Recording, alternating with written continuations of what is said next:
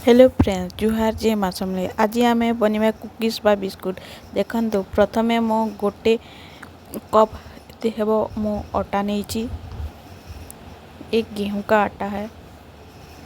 गोटे कप मो एबे सूजी नौची।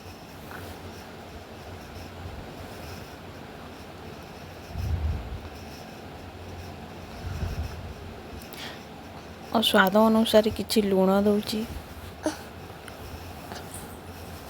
मो एथिरे एबे चीनी दौची।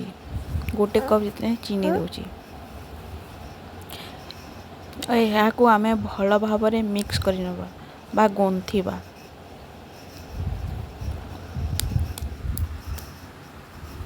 अटा को एबे आमे भल भाव क्षीर दे चकटी नबा।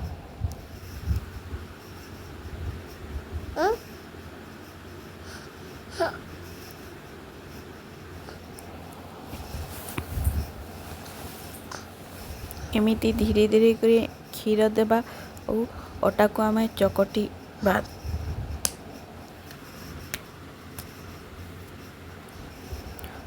कुकीज रे किछि लूण पकाइले कुकीज टेस्ट भल लगी बा अधिका स्वाद लगी।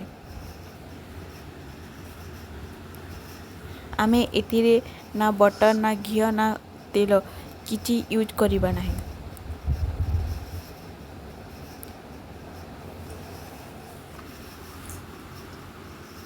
ये कुकीज टी पूरा हेल्दी बनाइबा।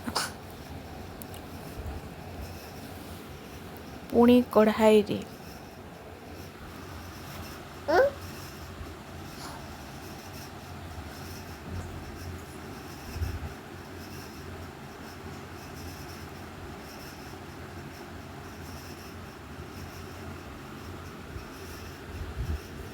देखो एमिति सुखा हवा पर्यंत आमे ओता को गुंथी नबा आ भल भाव चकटी नबा।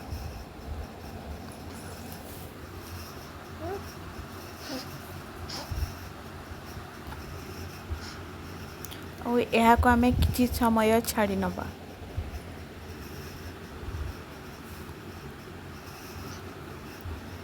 एबे जो पात्र आमे कुकीज बनाइबा बा रखिबा सेतिरे किछि रिफाइन तेल देबा और भल भाव घसी दबा।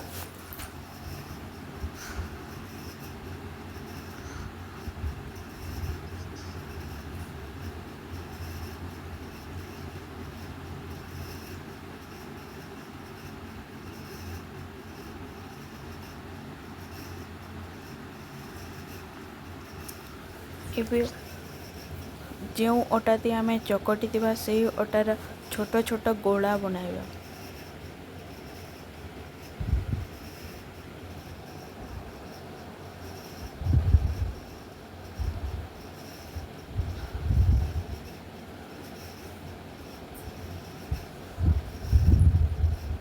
एबे आमे एथिरे कोरा हैतिबा नड़िया दबा। देखो गोटे कुकीज मोर रेडी गला। एबे पुणी से ही प्रोसेस रे आमे तैयारी करिबा।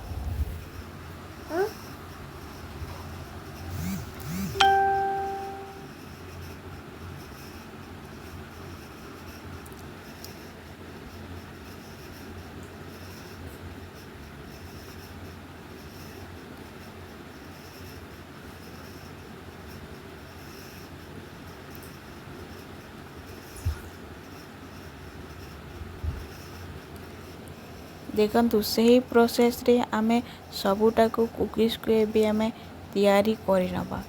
इथिरे एमिति नड़िया पूरा दिली देखिबा पाई मध्य सुंदर देखा जाए और खाइले मध्य बहुत टेस्टी लगता है बा स्वाद लगता है। एमिति हल्का टिके दबे दबे कुकीज रे नड़ियाटा आसीजिव। देखो मो सही प्रोसेस सब कुकीज गुड़ाक तैयारी करछि। एबे आमे स्टीमर रे एबे यहाँ को खिबा।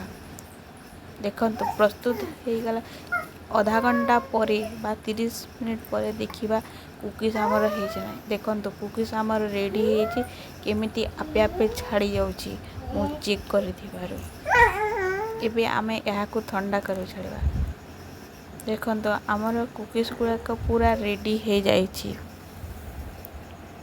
ଆଉ ଦେଖିବା ପାଇଁ ମଧ୍ୟ କେତେ ସୁନ୍ଦର ଦେଖାଯାଉଛି। ଆପଣମାନେ ଦେଖିବେ ଯଦି ମୋର ରେସିପି ଭଲ ଲାଗିଲେ ଲାଇକ୍ କରିବେ, ସବସ୍କ୍ରାଇବ୍ ଜୁହାର ଜୟ ମା ସରସ୍ୱତୀ।